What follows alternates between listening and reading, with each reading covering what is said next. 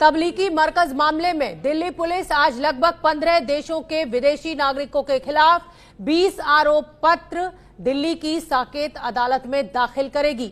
सभी आरोप पत्र विदेशी अधिनियम एक्ट के तहत दाखिल किए जाएंगे। सभी आरोपियों पर वीजा शर्तों के उल्लंघन का आरोप है।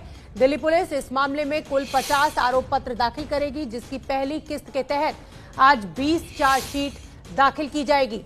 दिल्ली पुलिस ने इस बाबत विदेश मंत्रालय से जरूरी इजाजत ले ली है।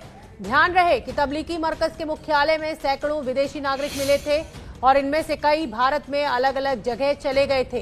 इस मामले में दिल्ली पुलिस ने तब्लीगी जमात के मुखिया मौलाना साद और उनके सहयोगियों के खिलाफ भी मुकदमा दर्ज कर लिया है। ओम प्रकाश तिवारी ज्यादा जानकारी लिए हुए हमसे जुड़ रहे हैं। ओम प्रकाश, इस खबर पर हमें अपडेट बताइए। देखिए, मैं आपको बता दूं कि आज कुल 20 आरोप पत्र दाखिल होंगे और ये 83 विदेशी नागरिकों के खिलाफ ये आरोप पत्र दाखिल होंगे। इसमें 15 देश शामिल हैं। सबसे महत्वपूर्ण बात है कि सूत्रों के हवाले से जो बात सामने आई है कि जो चार्जशीट है उसमें जांच के दौरान ये पाया गया है कि इन लोगों ने वीजा अधिनियम के अलावा अन्य भारतीय कानूनों का भी उल्लंघन किया है। मसलन इन लोगों को पता था कि भारत में भी महामारी फैल रही है, इसके बावजूद ये लोग भारत आए और ये लोग टूरिस्ट वीजा पर यहाँ आए थे, लेकिन इन लोगों ने टूरिस्ट वीजा की आड़ में धार्मिक आयोजनों में भाग लिया, जबकि वो पूरी तरह से प्रतिबंधित था। तीसरी महत्वपूर्ण बात यह कि उस समय पूरे भारत में धारा 144 लगी हुई थी, लिहाजा इन लोगों ने धारा 144 का उल्लंघन किया। धारा 144 के तहत 5 से ज्यादा लोग एक जगह इकट्ठे नहीं रह सकते, लेकिन इन जमातियों ने धारा 144 का उल्लंघन किया, लिहाजा इनके खिलाफ धारा 188 भी इस चार्जशीट में जोड़ी गई है।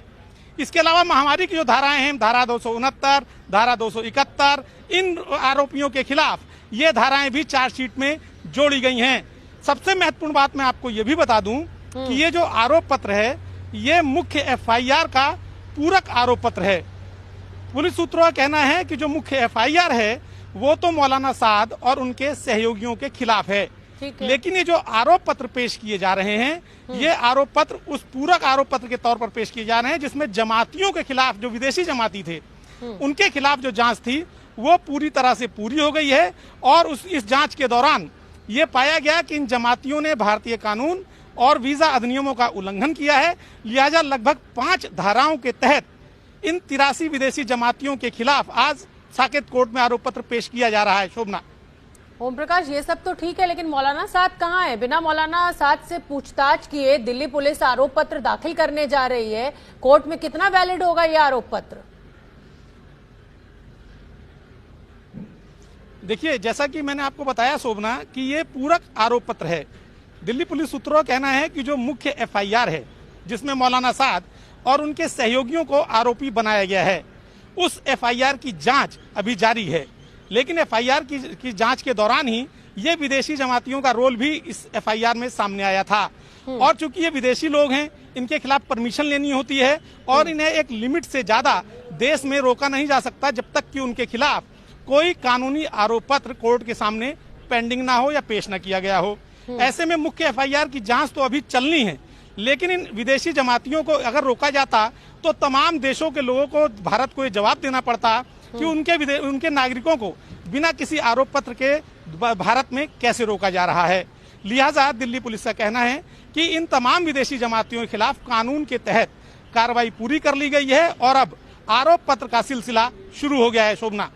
ठीक है ओम प्रकाश, आप बने रहिए हमारे साथ। मैं अपने दर्शकों को क्रोनोलॉजी समझा देती हूँ। ये जो पूरा तब्लीगी जमात मरकज का जो पूरा मामला है, 13 मार्च को दिल्ली में तब्लीगी जमात का मरकज शुरू हुआ। ये पूरी क्रोनोलॉजी कि कैसे मौलाना साद नजर में आए और कैसे कोरोना फैलाने में इनका रोल रहा। तेलंगाना में मरकज में शामिल 10 लोग पॉजिटिव पाए गए। 20 मार्च को ये खबर आई। 24 मार्च को 21 दिन के लॉकडाउन का ऐलान कर दिया गया प्रधानमंत्री मोदी के द्वारा। 25 मार्च को जमातियों को भेजने के लिए एसडीएम से मिले जो तब्लीगी मरकज के जो लोग थे। 30 मार्च को पुलिस प्रशासन निजामुद्दीन मरकज पहुंचा और यह भी बताना बहुत जरूरी है कि पुलिस प्रशासन के बहुत सारे लोग संक्रमित हो गए हैं कोरोना से। इस जांच के चलते मरकज में मौजूद कुल 2361 लोगों को बाहर निकाला गया, उनको क्वारंटीन किया गया, उनकी जांच की गई मौलाना साद समेत 6 लोगों के खिलाफ एफआईआर दर्ज कर ली गई है।